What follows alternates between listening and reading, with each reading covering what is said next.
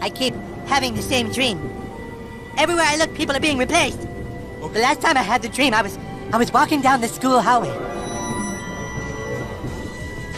And that's when I started to notice that something's wrong. Everyone I cared about has been systematically replaced. Why are they replacing every single character with someone who is diverse? It's like, it's not our fault, it's because of Kathleen Kennedy. But then Kathleen Kennedy says, put another gay diverse woman in it, make it more fun. And then Bob Iger is all like, no, it's going to be my third.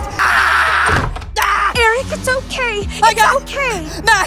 Mom, I had a dream that I was replaced by a diverse woman. Oh, not again. Yeah, only this time, it wasn't just me. They were taking all my favorite people and replacing them with diverse women complaining about the patriarchy. Will you check under the bed and make sure there's no Disney executives under there? I promise there's not. There's a big focus on her love story with a guy who literally stalks her. Yeah. Weird. Rachel Zegler just faced one of the most brutal Hollywood moments imaginable. Snow White was supposed to be Rachel Zegler's biggest role yet, but now it looks like everything is falling apart. With massive backlash from fans and critics, the controversy has spiraled out of control. So what happened to Snow White, and what does this mean for Disney's future? Join us as we uncover the shocking details that changes everything. Rachel Zegler could have had it all. The lead in a Disney remake, international attention, and the title of Hollywood's next big thing. But what started as a dream gig quickly became a PR nightmare, and it all began with a few interviews that spiraled completely out of control. In promoting the live-action Snow White, Zegler made it clear she wasn't interested in playing the role the traditional way. Her tone, condescending, dismissive, and for a lot of viewers, downright smug. The backlash was swift and brutal. Rachel Zegler just keeps making things worse with the Walt Disney Company.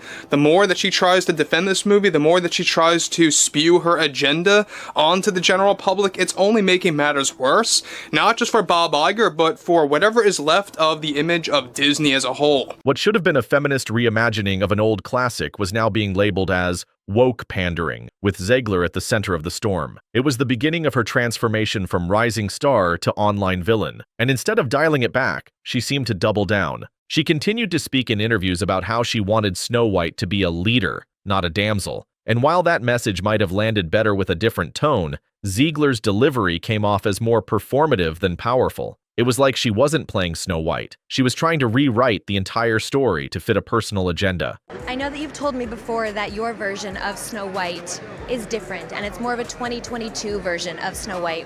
What did you mean by that? I mean, you know, the original cartoon came out in 1937, and very evidently so.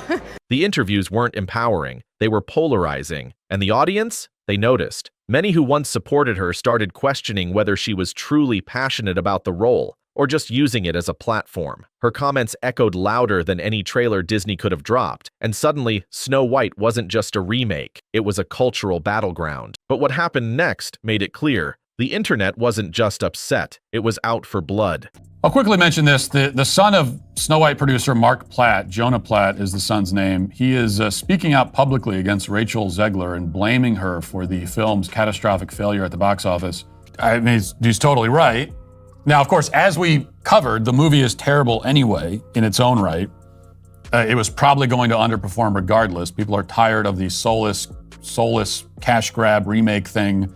It started with mockery, but quickly escalated. Hashtags like "Not My Snow White" began trending. Fans and critics alike were calling her out for being ungrateful, condescending, and hypocritical. After all, she'd willingly taken the role, yet seemed to hold open contempt for the very film that made the role iconic. For many, it felt like watching someone tear down a house they were hired to decorate. Even fans who had originally defended her began switching sides. The tone of the conversation shifted from "this is cringe" to "this is actually harmful." And to everyone who hates when I win, the winged victory came to the Louvre in pieces, and people still line up to see her. Oh my God. And I can only hope What does that mean? that despite my flaws, and despite my cracks and my breaks, and there are many of them, that at every premiere and everything I do, people will wait in line. People began accusing Zegler of weaponizing modern feminism to shield herself from criticism. She wasn't just seen as misinformed, she was framed as arrogant and calculated. Her activism didn't feel authentic anymore. It felt strategic. Zegler's silence grew louder. She stopped engaging directly, deactivated replies, and went dark on some platforms altogether. But the internet wasn't done with her. Every time Disney made an announcement about the film, old interview clips resurfaced. She had become the symbol for Hollywood's most hated archetype, the out-of-touch, overconfident celebrity who thinks they're better than the audience. Now, for Disney, as you probably remember, all of this publicity, the Zegler interviews, the Daily Mail leak, caused a lot of unexpected, for them anyway, pre-production problems.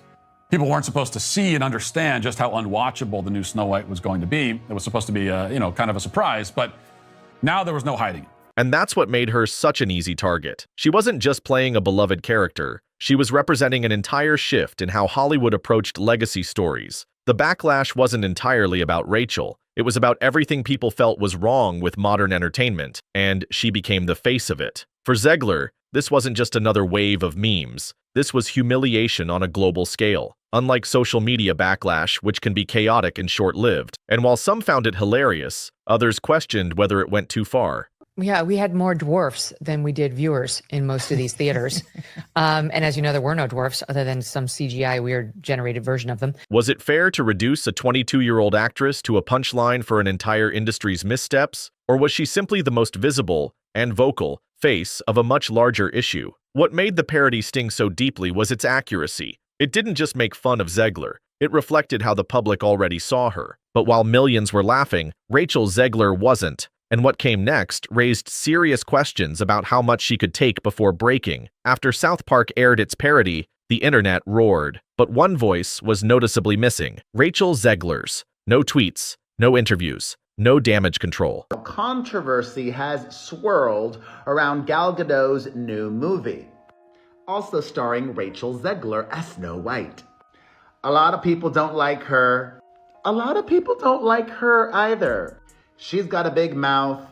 She talked trash about the original movie. For someone who had previously been so outspoken, her silence felt louder than anything she could have said. That's when rumors started to spread, and they weren't pretty. This moment marked a clear shift in the narrative. Before South Park, the backlash was loud, but scattered. After South Park, it was unified. Zegler wasn't just facing criticism, she was facing cultural exile. People didn't just disagree with her, they wanted her out. And yet, there's a quiet irony here.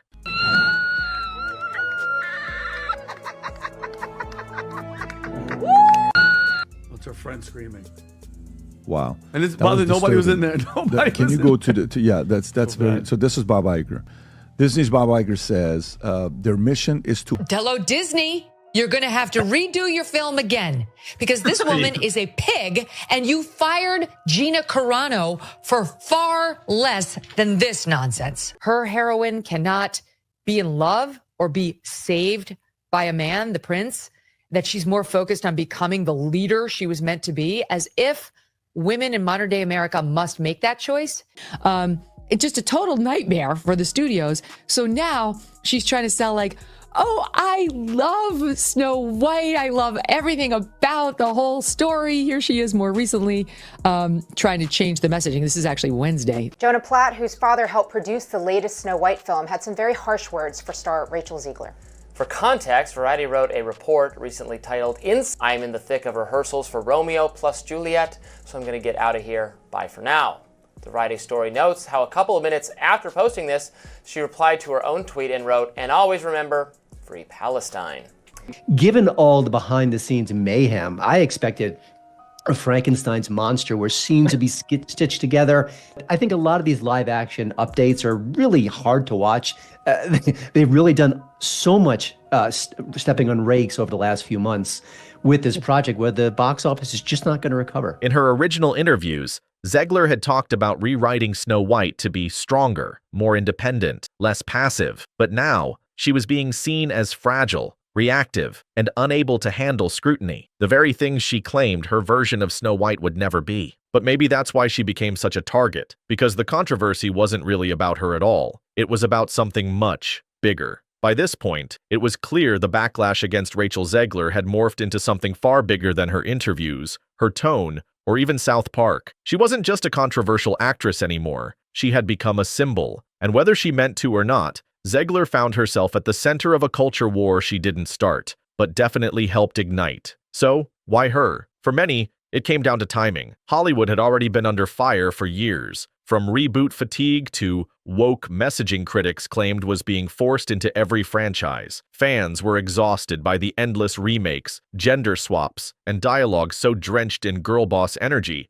that it stopped sounding like real people. Studios were accused of pushing agendas instead of telling good stories. Zegler, with her confident defiance and unapologetic attitude, just happened to be the face on the poster when the dam broke. She wasn't the only actor to reimagine a legacy character, but her interviews, her very public rejection of the original Snow White, gave people a direct quote to latch onto. She wasn't just participating in a remake, she was dismissing the source material. And in a world where nostalgia is sacred, that felt like blasphemy to many fans. But it goes deeper than just fairy tales. Zegler represented what critics saw as a growing disconnect between Hollywood elites and everyday viewers. She spoke like someone who believed she knew better than the audience, and said so out loud. Combine that with her relatively young age and lack of Hollywood cred, and she became an easy target for accusations of entitlement. Her downfall wasn't just a result of what she said. It was a reaction to years of frustration playing out through a single unfortunate figure, and that might be the most tragic part of all, because even if she meant well,